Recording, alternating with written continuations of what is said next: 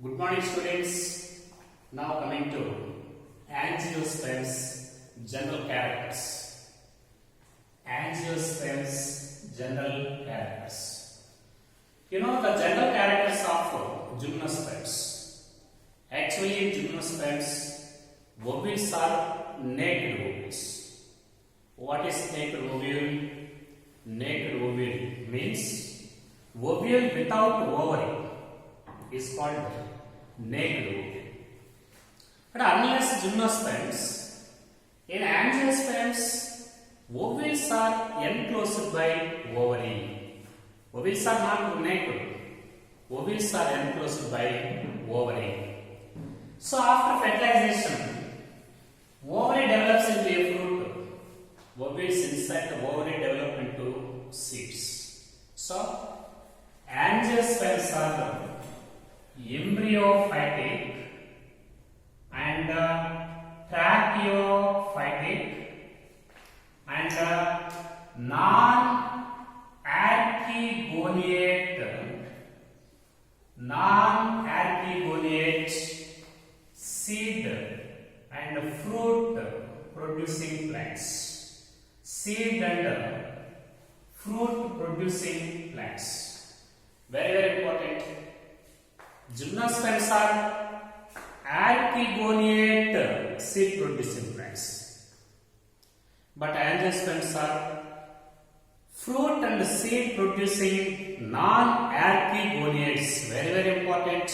Archegonia are first formed in bryophytes and also found in pteridophytes and also present in gymnosperms, but archegonia are completely absent in angiosperms. So angiosperms are embryophytic, tracheophytic, non-archegoniate fruit and seed producing phanerogams. Phanerogams means spermatophytes. So gymnosperms are fruitless phanerogams, but angiosperms are fruit and seed producing phanerogams. Actually these angiosperms, the plant body, the size of angiosperms, it may ranging from microscopic.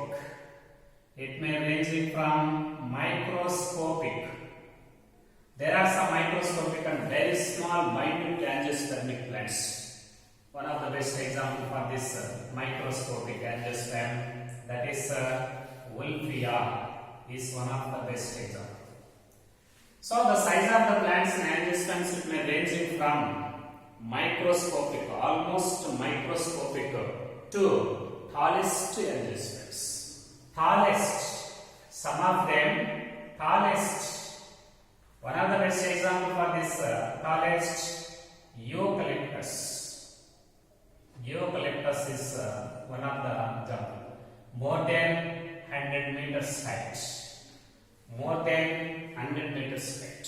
So size of the angiospermic plant may range from microscopic as in Wolffia to tallest as in eucalyptus, which can grow more than 100 meters height. At the same time, plant body is sporophyte. Plant body is sporophyte.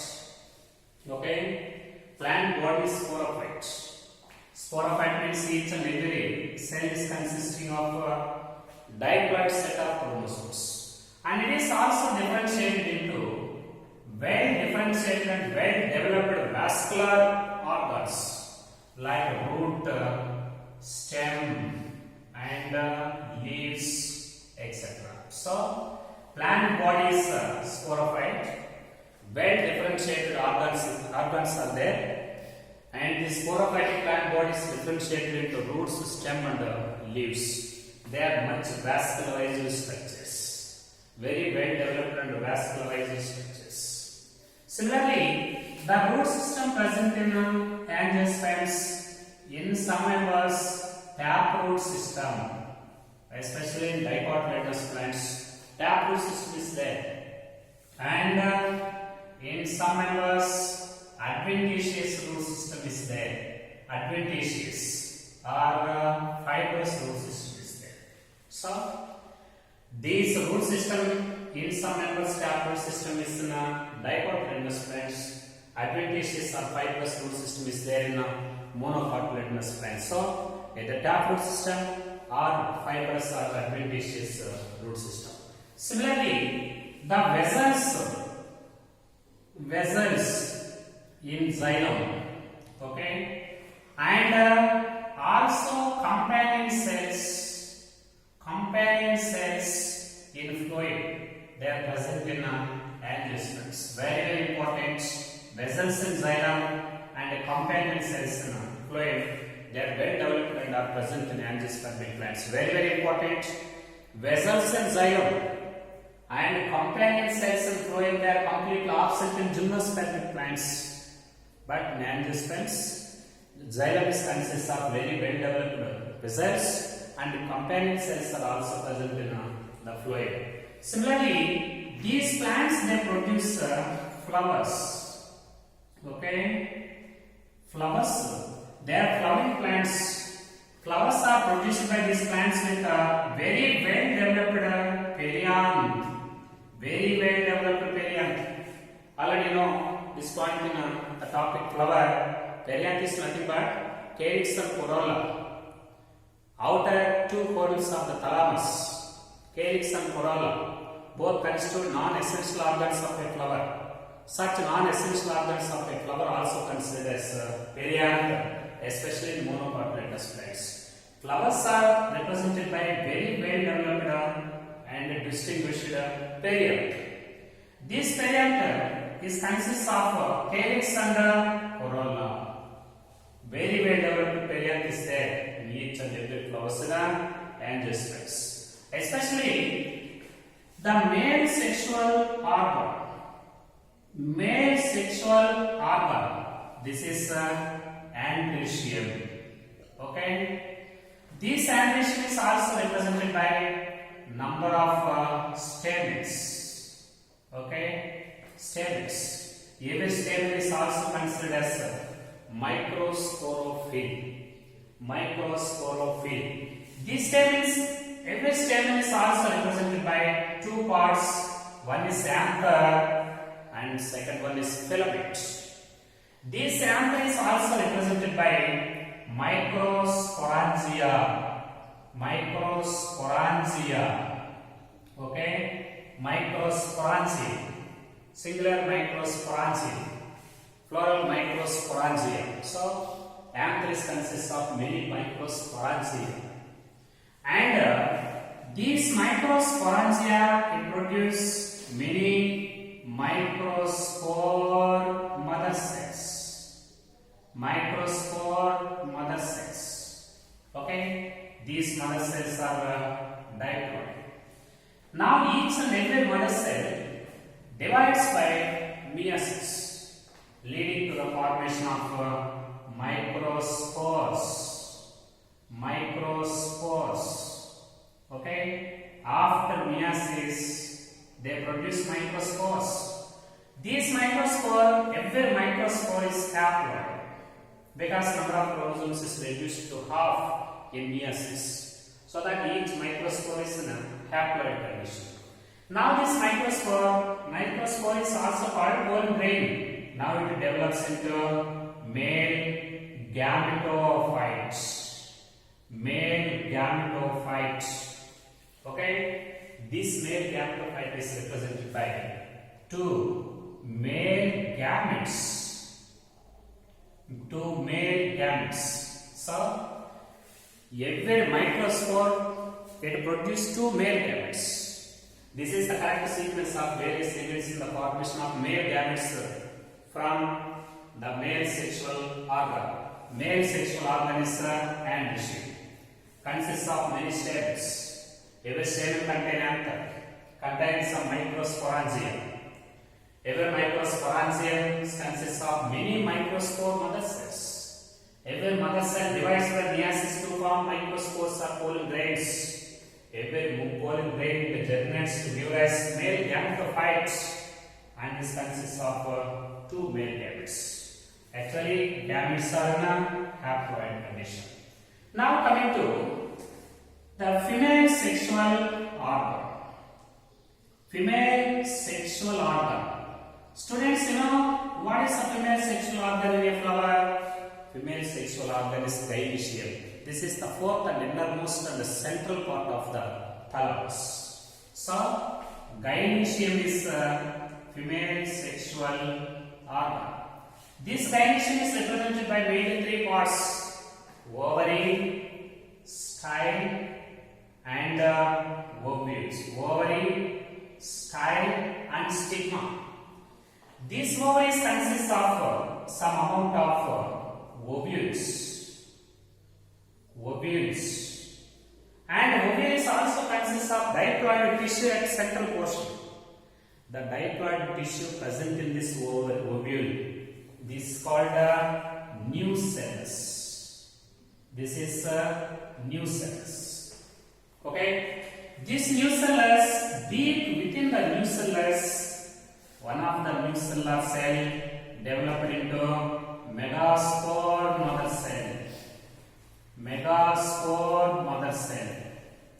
Now this megaspore mother cell, it divides by meiosis, leading to the formation of megaspores. Total 4 megaspores are formed. One of the megaspore, it develops into functional megaspore. After meiosis, mother cell divides into 4 megaspores. Among these 3 megaspores decelerate. Only 1 megaspore it develops into functional megaspore. Okay. Now this functional megaspore, it develops into female gametophyte. Female gametophyte. Now this female gametophyte consists of egg apparatus, okay, and antipodals and central cell. Egg apparatus is represented by one egg cell plus 2 synergids. One egg cell and 2 synergids.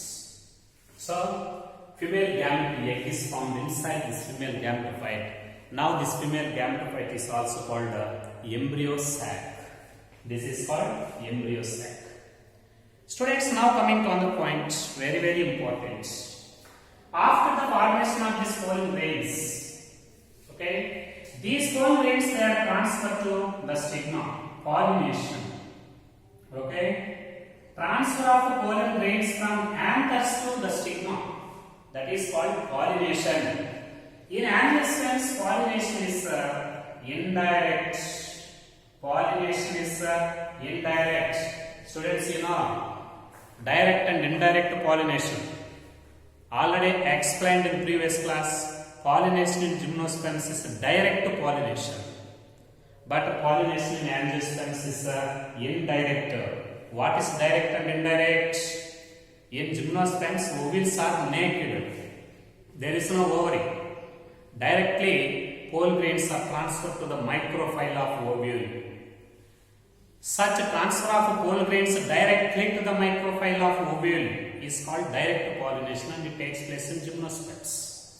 But here, ovules are embedded inside the ovary, not naked.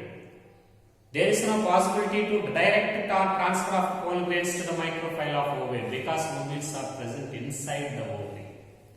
So, ovules are first transferred to the stigma of gynoecium. Now it germinates on the surface of stigma and it produces pollen tube. Now this pollen tube enters into the ovary and it discharges to millions. Such a transfer of pollen grains onto the stigma of gynoecium, that is called indirect pollination. But it is direct in gymnosperms. That is the transfer of pollen grains directly to the microphylla of ovule. So, pollination is indirect. Actually, pollination may take place by different kinds of pollinating agents. In cross-pollinating plants, different kinds of pollinating agents, they help in the transfer of pollen grains. They help in the process of pollination. But in some members, these pollen grains are transferred to the stigma by wind. This is called anemophily. Anemophily. But in some members, it is transferred by water. This is called hydrophily. Hydrophily. Okay? But in some members, not in some members, in most of the members in angiosperms, pollination takes place by animals. Pollination by animals. This is called pollination by animals. This is called zoophily. Pollination by animals is called zoophily. You know different kinds of animals, they help in this process. Insects, entomophily, bats, chiropterophily, birds, ornithophily, snakes, ophiophily, okay, and snails, melacophily, ants, myrmecophily, like that. Different kinds of different species of animals, they also help in pollination process. In some members it is anemophily by wind. In some members it is hydrophilus by water.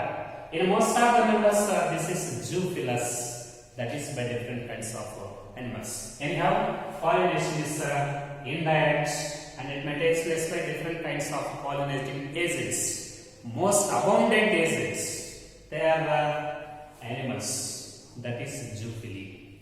Now coming to other points, one male gamete. First, there are two male gametes.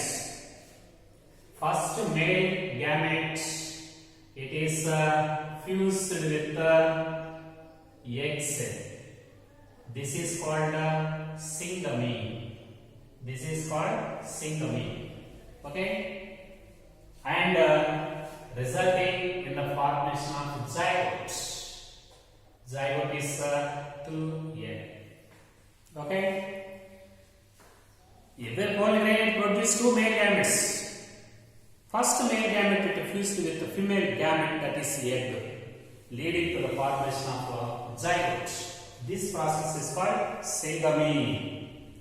And second male gamete, it is fused with the secondary nucleus. Secondary nucleus. It is present inside the embryo sac. Actually, secondary nucleus is formed with the fusion of two polar nuclei, n plus n. Secondary nucleus is diploid. Now, second male gamete is also fused with this secondary nucleus. This is called triple fusion. This is called triple fusion, and resulting in the formation of primary endosperm nucleus. This is triploid. Why this is called triple fusion?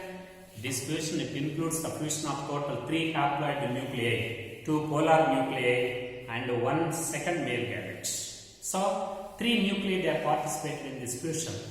Because of this reason, this fusion is called triple fusion. The product of triple fusion is primary endosperm nucleus. Primary endosperm nucleus. This is triploid. Okay. So in angiosperms, first male gamete fused with egg cell. This is called syngamy. And second male gamete fused with secondary nucleus. This is called triple fusion. This is triple fusion. Both syngamy and triple fusion, it constitute double fertilization in angiosperms. Double fertilization, very important. Double fertilization. Presence of double fertilization is the unique feature of angiosperms. Unique feature of angiosperms only. Presence of double fertilization is the unique character of angiosperms, is found in only angiosperms. What is double fertilization? The two male gametes formed from one pollen grain. Two male gametes, they are fused. The two male gametes, they are they help in two different fusions. One is in single leaf, second one is in triple fusion. Both single and triple fusion constitutes double fertilization. Is the unique character of angiosperms. And primary endosperm nucleus. This is actually triploid. Okay. Primary endosperm nucleus is the first cell, is the initial cell, is the mother cell for formation of endosperm. Endosperm. Okay. What is the importance of endosperm? Endosperm, it nourishes the developing embryo. Endosperm is the food material for developing embryo. Endosperm, it provides nutrients to developing embryo. So, this endosperm is triploid and it is formed as a result of double fertilization. So, in angiosperms, endosperm, it is the post-fertilization product. Fourth fertilization product. In angiosperms, endosperm is a post-fertilization product and triploid. Very, very important. In angiosperms, endosperm is a post-fertilization product and triploid. But what about in gymnosperms? In gymnosperms, female gametophytic tissue directly serves as endosperm. So that endosperm in gymnosperms is a haploid and pre-fertilization product. But in angiosperms, triploid and post-fertilization product. Very, very important. The ploidy of endosperm in angiosperms and gymnosperms respectively, triploid and haploid. Okay? So endosperm is the nutritive material for developing embryo. Now, these zygotes it develops into embryo by using endosperm. Now it develops into the new sporophytes. Okay, it develops into the new sporophytes. After the completion of this part of fertilization, both syngamy and triple fusion, ovary develops into a fruit and ovule develops into seed. And remaining organs like antipodals and synergids and calyx, corolla, stamens, style, stigma, except ovary. And all floral parts, they fall off from the flower and they become wither. And all of them become wither. But ovary develops into a fruit. Ovules inside the ovary develops into the seed. That is the post-fertilization products in angiosperms. Now coming to another point, very, very important point. These gymnosperms these angiosperms life cycle is haplontic life cycle. Haplontic life cycle. In pteridophytes, gymnosperms and also angiosperms life cycle is diplohaplontic life cycle. And these angiosperms, they are divided into two classes depending upon cotyledons, number of cotyledons within the seed. One type of plants, one first class is dicotyledonate. There are two cotyledons. Best examples P and groundnuts. They are best examples. There are two cotyledons within the seed. If the seed consists of two cotyledons, they are called dicotyledons. Similarly, monocotyledonate. Here, only one cotyledon is there. Best examples maize and rice. They are the best examples. So, depending upon the number of cotyledons within the seed, if two cotyledons are present within the seed, such plants in angiosperms are called dicotyledonate. And cotyledons. If one cotyledon is present within the seed, such class is called monocotyledonate. Examples of dicotyledonate: pea, groundnut. And examples for monocotyledonate, this is maize and rice. So students, these are the general characters of angiosperms. The most important characters, most important features of angiosperms. Pollination is indirect by different kinds of acids. And unique feature of this angiosperms, double fertilization is a unique feature. Angiosperms are fruit producing, seed producing phanerogames.